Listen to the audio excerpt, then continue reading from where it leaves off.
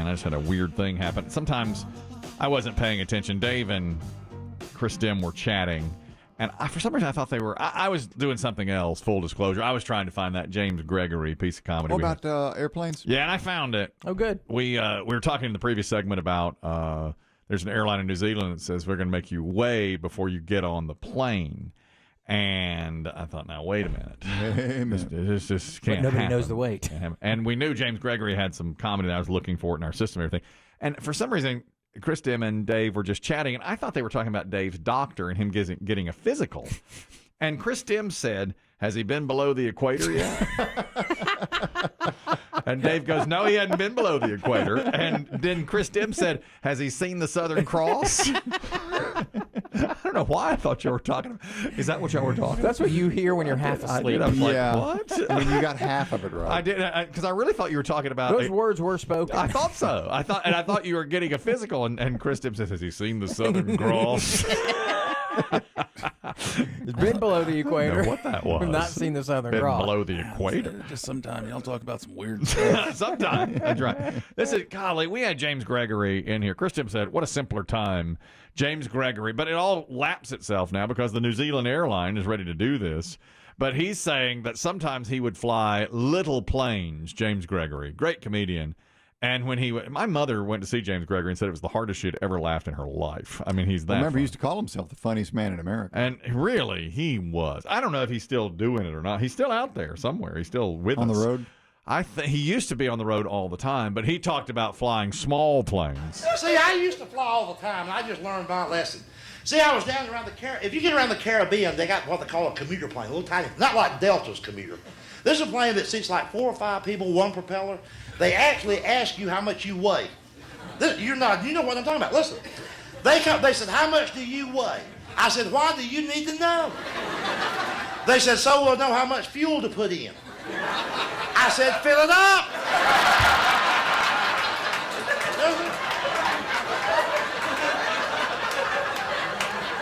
I'll buy you, idiot. Fill it up. I weigh 600 pounds. Fill it up. Look, wouldn't you hate to die in a plane crash because some fat woman lied about her weight?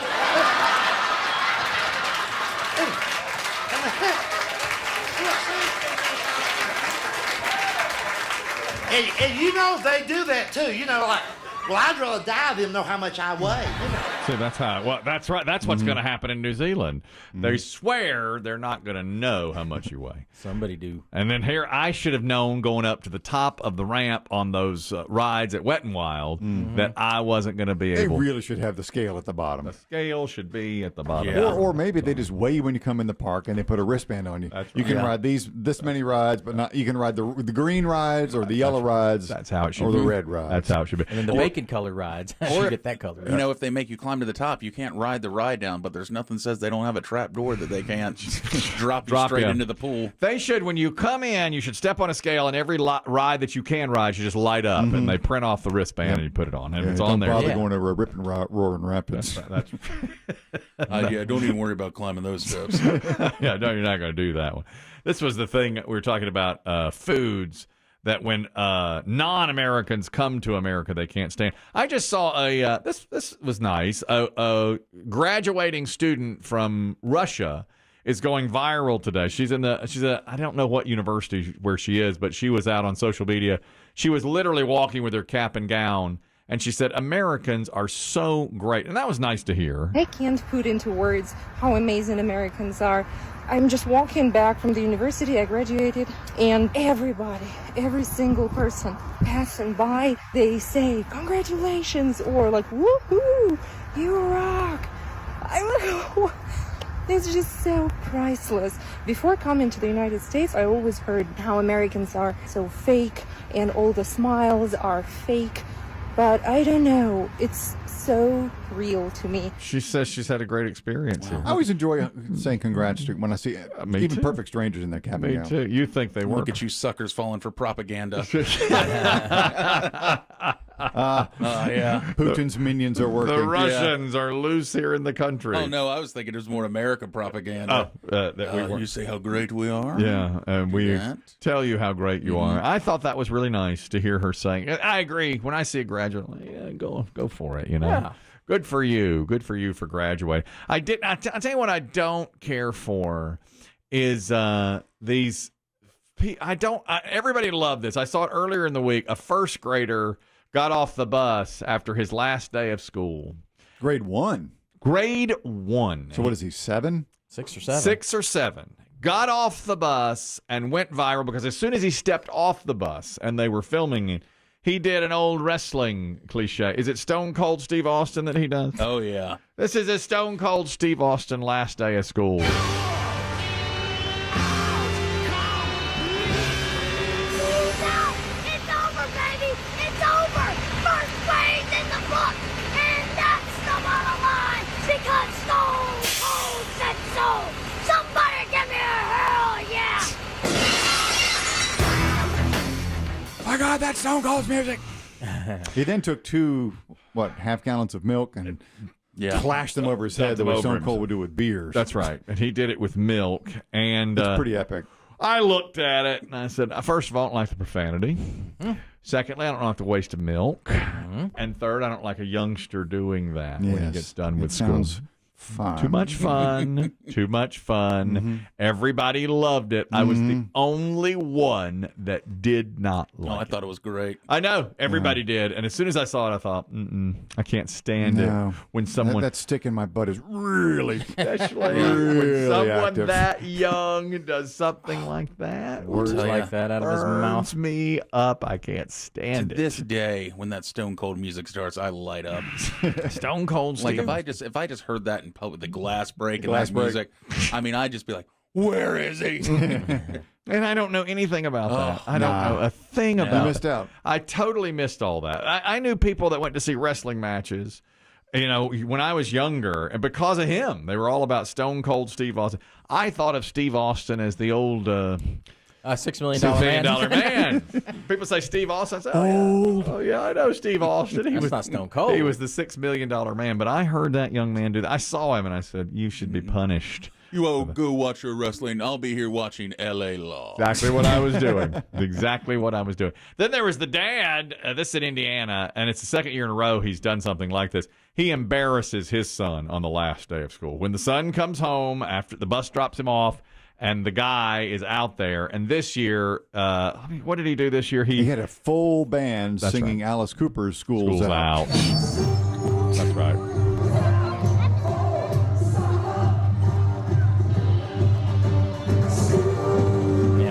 That's him. That's the dad. The year before, I wore some Speedos and I was running down the street in some flippers and a snorkel mask, running to the bus to pick him up. So that was a particularly fun one. I think that's the most embarrassed I think he's ever been. It's horseplay. I don't get into these kinds of antics. From Parents you having those kind of relationships with their kids. No. Sounds like too much fun. We don't do it around my house. I can tell you that. What will happen on your son's final day of high school? It's come and gone. We did nothing. Oh, well. Okay. Oh, he's done? He's done. He That'll, drove home. He's done. Well, he's got one more exam, but it doesn't really. I mean, his last day was last week. Right, okay, but Yeah. when he's done. Done. We haven't Well, discussed. how will we celebrate? We have not discussed. I guess I'll take him out for a lunch. I'll get him a salad. Aw. I'll sit him down and tell them about the ways of life and how it should be for me. Maybe that's the time. Just the two of you? Just the two of us. Will there be a dinner that night, or is he going to have a party on a little bit later? He's been to so many of these graduation parties. Maybe he hasn't discussed like going anywhere or doing anything like that. And I, of course, don't want to put anything like that in his mind. He just he's kind of like me. He went to a bunch of graduation parties the other day, and he came home at 9:30 and said, "I am bushed." Good. Like Go father, to bed. like son. Go to bed. Did you and your wife have a quiet moment as school wrapped up and thought, we did it? Believe me, when he walks across that stage, the tears that will be shed from both of us. Oh my You're going goodness! to Stone Cold Steve Austin. Hell that yeah! might be the time. That might be the time when I Take act two like- Diet Cokes and slam them back together. over my head like that first grader. It's over, baby! It's over! First grade's in the book!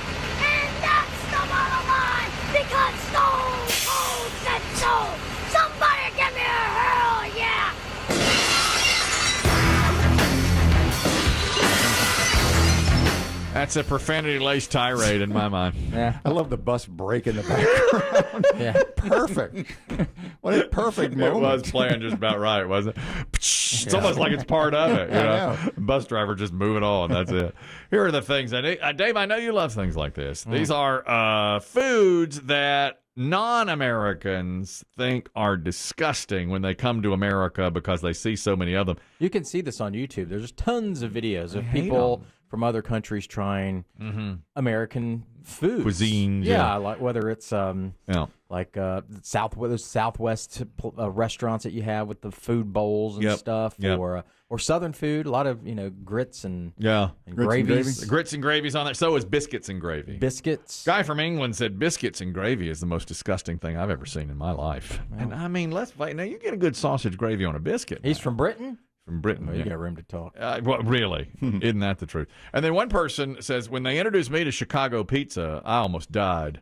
That should not be called pizza. That is a devil fat pie. Well, that may be. Yeah, but that's a fine. Some say it's not pizza. Some say it's more of a round casserole. Yeah, it's because it's knife and fork. I mean, it is. It's casserole-like, but it's good. If it's done right, if you get that buttery crust. Oh, yeah. You get the right one? All you need is, most only need a slice. Yeah. And you're done. It's really, now. Unless you go to Chicago and try to hide it in a little mini fridge in the hotel and then get up in the middle of the night and eat it. It sounds awfully specific. That's an attack. Okay, that's an attack that I'm heavier. I was heavier then, and I went to Chicago with Chris Demm. Poor Chris Demm went hungry.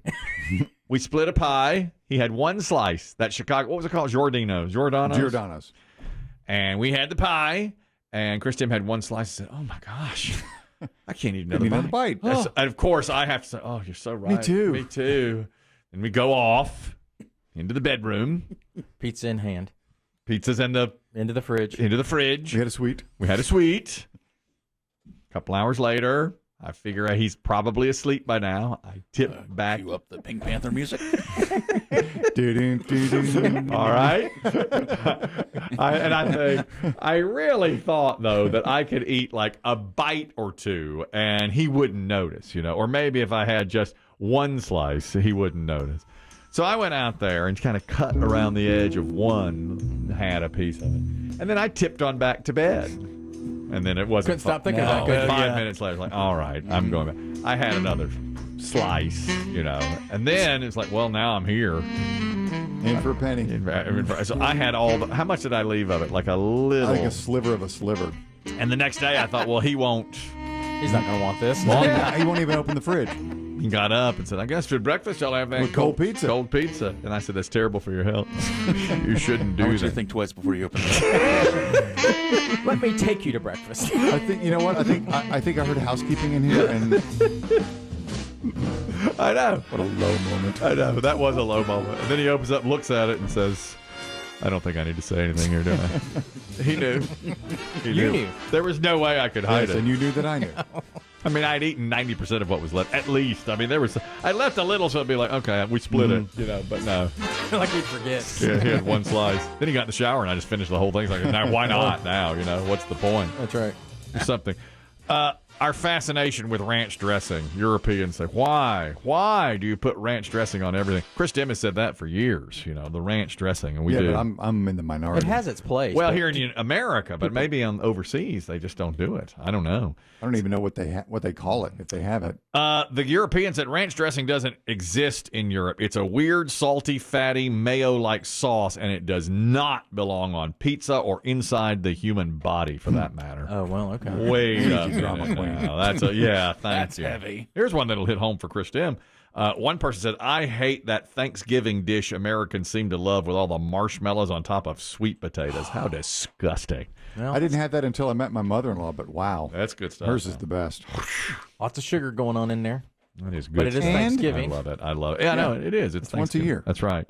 And then they say, why do you have such an obsession with anything deep fried? It's unnerving to me. Why do you deep fry so much? Well, that's how we cook it. Yeah. It tastes good. It tastes good. That's what we do. That's how we are. Exactly. What's deep fried most in this country? Chicken? Chicken?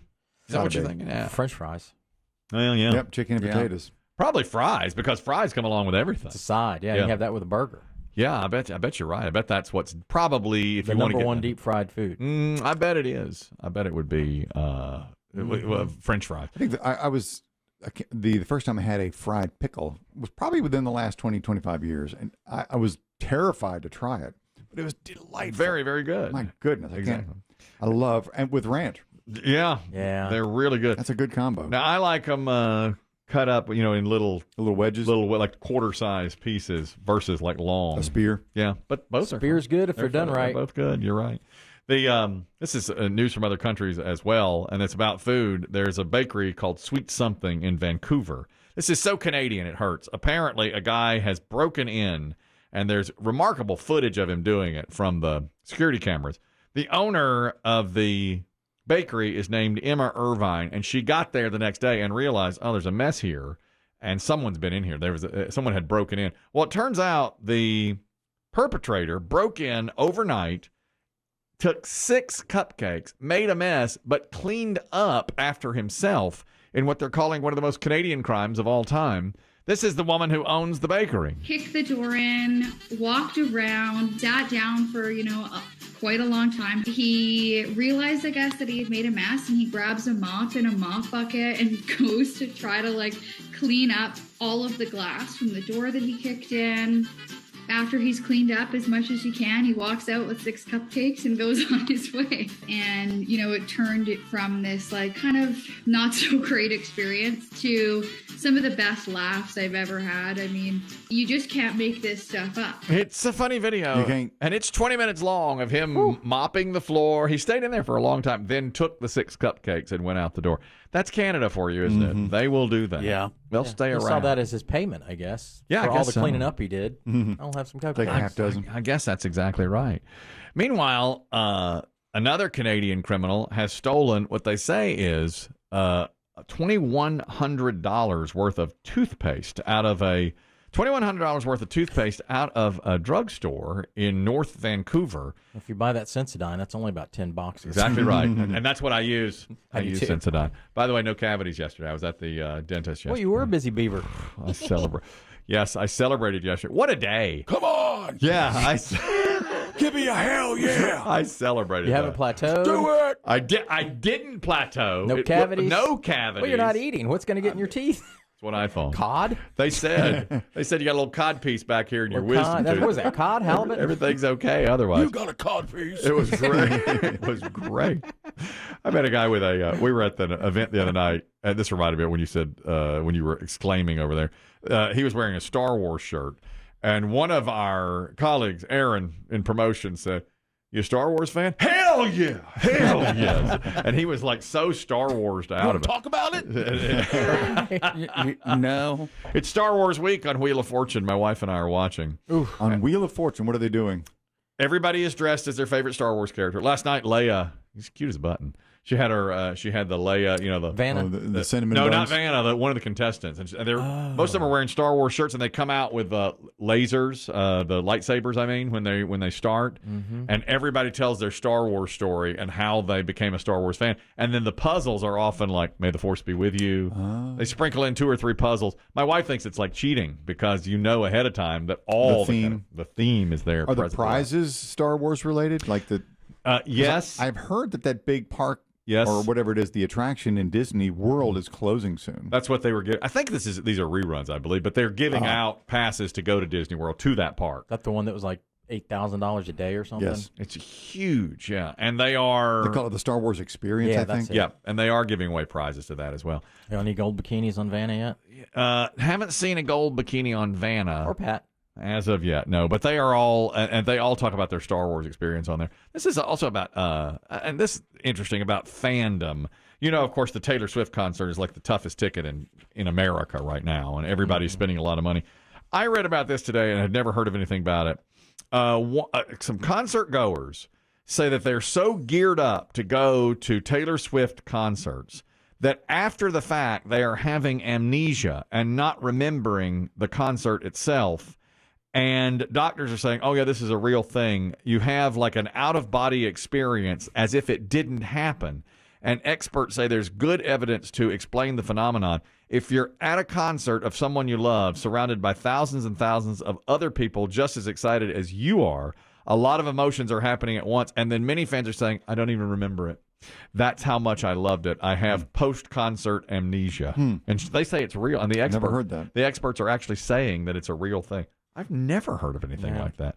Like euphoria. People's brain react to extreme positive emotions similarly to how you react to extreme negative stress, and so you try to forget that it's happened. And it's a mechanism of forgetting that it happened. Never heard of that. I haven't either. And they're literally the next day saying, I don't remember the concert. Have we been yet? Is that crazy or what? That's terribly crazy. Heroin Scott, you're talking about Star Wars. Go ahead. Yeah, well, I didn't know if I told y'all this story or not, but I had never seen one of the Star Wars movies. And the reason why is when I was 3-4 years old, I would have a recurring nightmare that R2-D2 and the trash can looking guy was blocking my way to the kitchen to get a glass of water. Now, they wouldn't hurt me or anything. They just would not let me through to get a glass of water. And every night I would have that dream. That one and the one about a rabid fox chasing me away from my swing set. Now, I don't know if years later that, detailed my heroin addiction, but... Well, I hope not. Man, I hope not. Man, isn't that going on there? So you never saw the Star Wars movies because C-3PO and R2-D2 blocked your way?